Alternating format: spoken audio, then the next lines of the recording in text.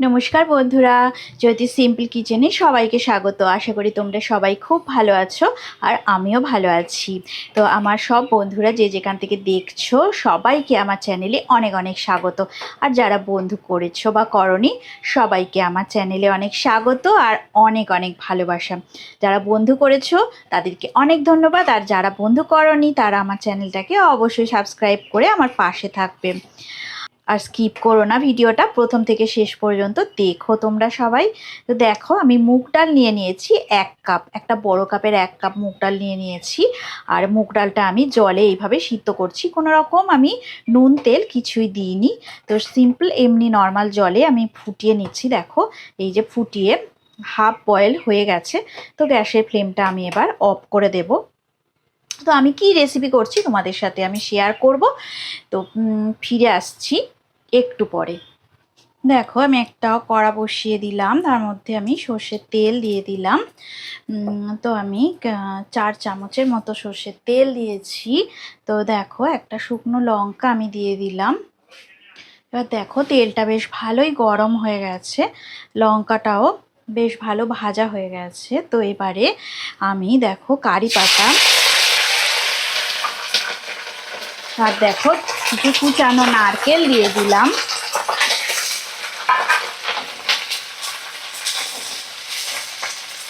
একদম মিডিয়াম ফ্লেমে রেখে দিয়ে একটু ভালো করে ভাজা করে নেব।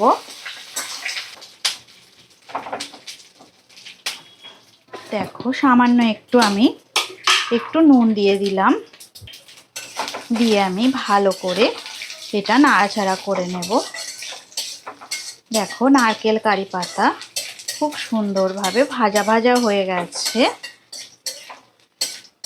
এইবার দেখো আমি এই নারকেল আর কারি পাতা একটু আমি অন্য একটা জায়গায় একটা পাত্রে তুলে রাখবো। এবারে দেখো যে ডালটা আমি সিদ্ধ করেছিলাম, সেই যে মুগ ডাল 1 কাপ নিয়েছিলাম, মুগ ডালটা পুরোটাই আমি তেলের মধ্যে দিয়ে দিলাম। এবার দেখো আমি 1 চামচ আদা রসুন বাটা দিয়ে দেব, দিয়ে ভালো করে আমি ডালটাকে নাড়াচাড়া করে নেব। এবার আমি দেখো গোবিন্দভোগ চাল ভিজিয়ে রেখে দিয়েছিলাম, গোবিন্দভোগ চালটা দিয়ে দিলাম। এটাও আমি 1 কাপ পরিমাণ গোবিন্দভোগ 1 ঘন্টা ভিজিয়ে রেখে দিয়েছিলাম। তো সেই চালটা দিয়ে দিলাম। এবার আমি পরিমাণ মতো হলুদ গুঁড়ো দিয়ে দেব।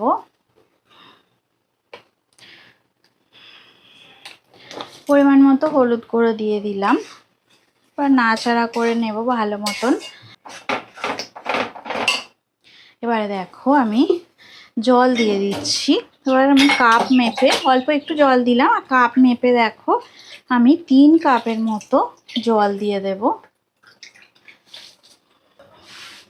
এবার রান্নাটা হওয়া পর্যন্ত আমি অপেক্ষা করব। চাল আর ডাল সিদ্ধ হয়ে যাওয়া পর্যন্ত আমি একদম লো ফ্লেমে রেখে দিয়ে আমি ঢাকা দিয়ে দেব 10 মিনিটের জন্য। ফিরে আসছি 10 মিনিট। দেখো আমি ঢাকাটা খুলে নিয়ে সামান্য পরিমাণে একটু নুন দিয়ে দিলাম।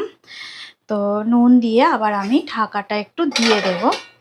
দেখো ঢাকাটা আমি খুলে নিয়েছি। তো একদম রেডি হয়ে গেছে, চাল আর ডাল সুন্দর সিদ্ধ হয়ে গেছে। তো এবার দেখো আমি ওপর থেকে এই যে ভাজা করা যে কারি পাতা আর এই যে নারকেল, তো কারি পাতাটা হাতের সাহায্যে একটু ম্যাশড করে আমি দিচ্ছি। তো এতে স্মেলটা অনেক ভালো আসে। তো আমি উপর থেকে দেখো আমি দিয়ে দিলাম নারকেল ভাজা আর কারি পাতা যে ভাজা করেছিলাম। এবারে কিছুক্ষণ আমি একটু ফুটিয়ে নেব, আর কিছুক্ষণ রান্নাটা আর একটু হবে। আর একটু টমেটো দিয়ে দেব। দেখো কুচনো টমেটো আমি উপর থেকে দিয়ে দিলাম।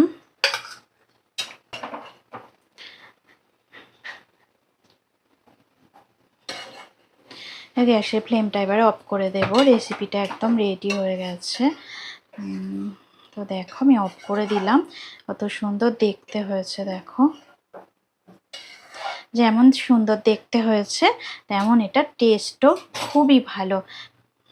তো এইভাবে কারি পাতা দিয়ে কে কে রান্না করেছে আমাকে কমেন্ট করে তোমরা জানাবে। দেখো এই খিচুড়ি রেসিপিটা আমার একদম রেডি হয়ে গেছে। তো দেখো আমি একটু ধনেপাতা দিয়ে খিচুড়িটা একটু সাজিয়ে দিলাম ওপর থেকে। রেসিপিটা যদি ভালো লেগে থাকে লাইক দেবে, শেয়ার করবে আর কমেন্ট করে আমাকে জানাবে তোমাদের কেমন লাগলো।